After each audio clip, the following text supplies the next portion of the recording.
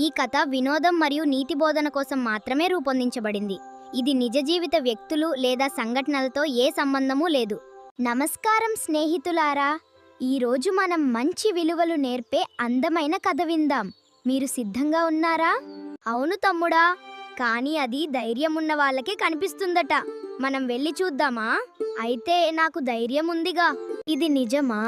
నాకు తెలియదు. అది నిజమని అనుకుంటున్నాను. మ్యాజిక్ పండు పొందాలంటే మీ ఇద్దరి ప్రేమ, ధైర్యం పరీక్షించాలి. నేను రెడీ.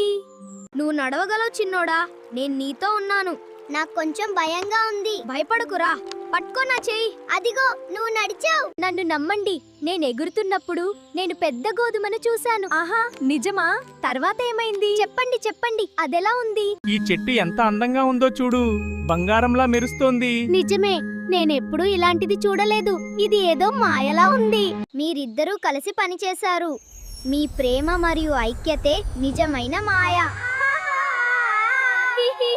చోదు, అక్కపక్కన ఇల్లు ఎంత బాగుందో.